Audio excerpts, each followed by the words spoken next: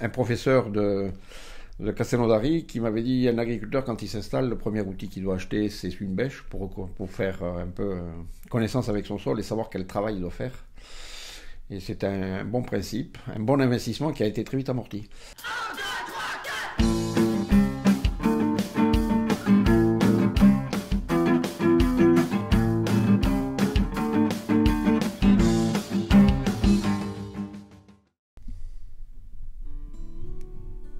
Bonjour, Charlie Fabre, agriculteur à Viviers-les-Lavores, depuis 1982 sur cette exploitation. Avant d'être agriculteur, j'ai été salarié sur une exploitation viticole pendant 4 ans. Et de salarié, je suis devenu exploitant, donc en 82 jusque dans les années 2015, où j'ai pris ma retraite, donc exploitation bio. Depuis 20 ans, une vingtaine d'années, avec une partie, les 10 dernières années, en transformation, farine, légumes secs, en vente directe. Voilà, donc mon épouse a participé largement aux travaux, surtout à la commercialisation, à la préparation des commandes et le suivi des clients.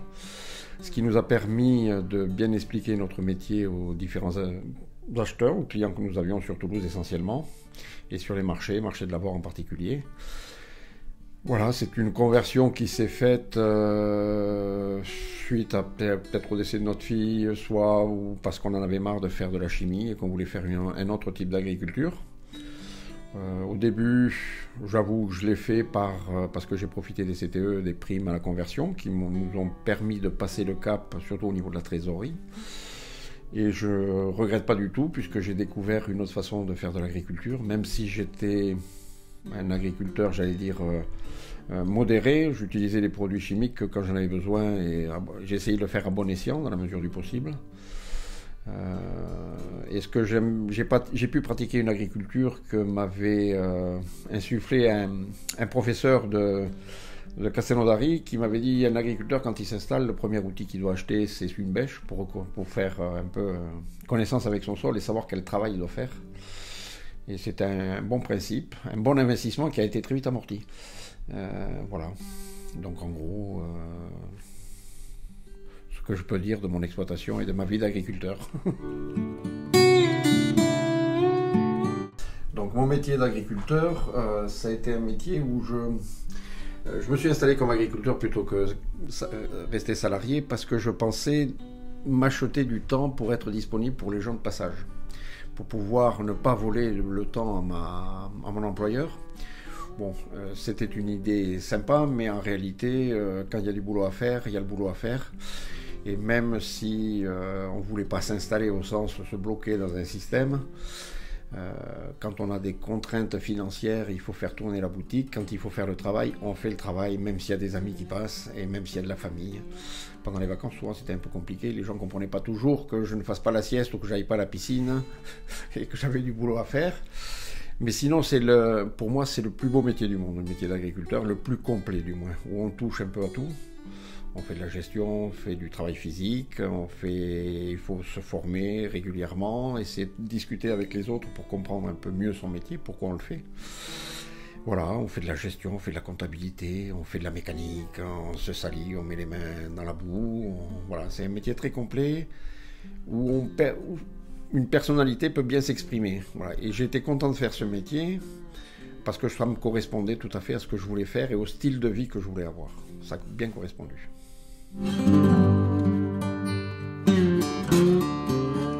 Les sols. Alors les sols ici, on est dans des argilo-calcaires. Alors ça, c'est un grand mot qui veut dire beaucoup de choses et que je suis incapable d'expliquer. Ça fait j'ai travaillé pendant une quarantaine d'années ces sols. Mais au bout de 40 ans, ce que je m'aperçois, c'est que même si je les connais physiquement, je connais mes parcelles, je connais les différences de sol qu'il y a, ce qu'il se passe dans mon sol et comment mon sol réagit, j'ai toujours pas tout compris. Il se passe beaucoup de choses, mais je maîtrise pas. Et chercher à vouloir maîtriser un sol, c'est compliqué, parce que on n'est pas les seuls à intervenir. Il y a la météo, il y a la faune et la flore qui interviennent, et on comprend pas toujours tout. Et des fois, parfois, quand je voulais travailler mon sol, il était ou trop sec, ou trop mouillé, donc il fallait que je joue avec.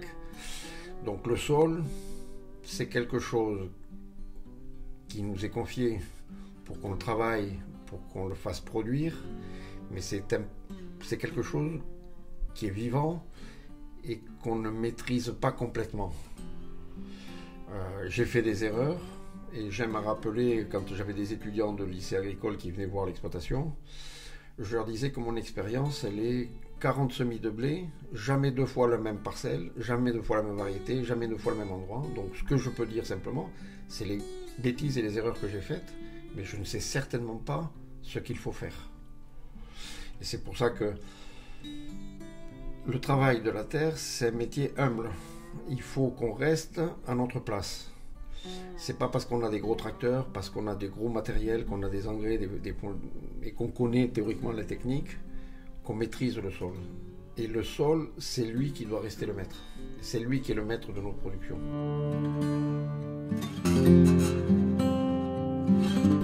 Alors ici, l'eau, on a la possibilité d'arroser puisqu'on est sur un périmètre d'une ASA d'irrigation. ASA, c'est Association syndicale autorisée, qui a été créée dans les années 75.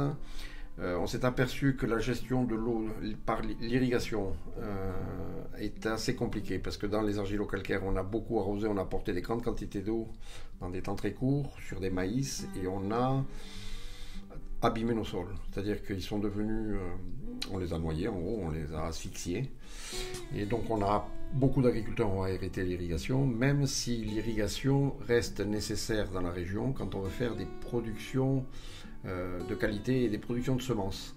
Donc aujourd'hui, beaucoup de productions de semences en maïs, soja, tournesol et porte-graines fourragères, enfin potagères, oignons, betteraves, carottes et quelques arboriculteurs et maraîchers.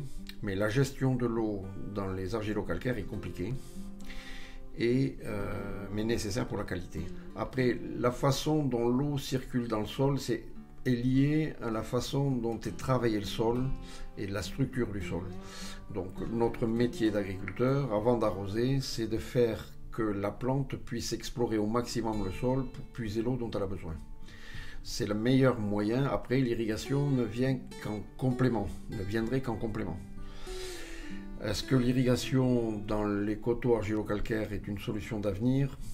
Je pense qu'elle peut l'être si c'est pour faire une certaine qualité et certaines productions, mais qu'il vaut mieux s'orienter vers des variétés mieux adaptées et un travail du sol aussi plus adapté, quoi. Tout est lié. Le travail du sol et l'eau, c'est quelque chose qui est lié, ça va ensemble.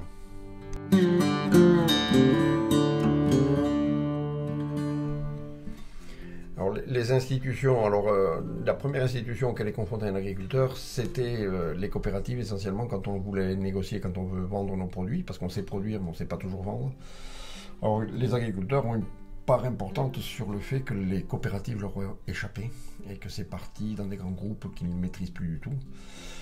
Et après, les autres institutions que sont le syndicalisme, les chambres d'agriculture, les ministères et autres, très honnêtement, je ne me suis pas intéressé à tout ça, sauf au syndicalisme.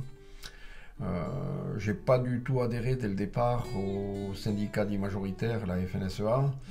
J'avoue, pendant un certain temps, je ne me suis pas engagé dans un syndicat quelconque. C'est plutôt sur le tard où je me suis plutôt tourné vers la Confédération paysanne qui correspondait mieux à mes options politiques et voilà. La crise écologique, donc comment les agriculteurs l'aperçoivent. Alors beaucoup d'agriculteurs commencent à prendre conscience de l'impact de leur travail et de leur façon de travailler sur la biodiversité. Mais ils ne sont pas forcément toujours responsables et toujours au fait de ce qu'ils font. Enfin, si, ils savent ce qu'ils font, mais ils ne savent pas l'impact de ce qu'ils font. Il faudrait que les agriculteurs, et c'est ce que j'ai essayé de faire, on se pose la question chaque fois que je pose un acte technique, que je vais travailler un champ, que je vais choisir une variété, quel impact ça a. C'est-à-dire que si je laboure, je consomme du gasoil, si je consomme du gasoil, je retourne mes terres, je mélange mes horizons, ça a un impact. Si je fais du non-travail du sol, ça a aussi un impact sur l'érosion. Mais voilà, il faudrait que chaque agriculteur, chaque fois, et que ce soit même n'importe qui, quand on pose un acte, on se pose la question, quel impact ça a sur l'environnement ?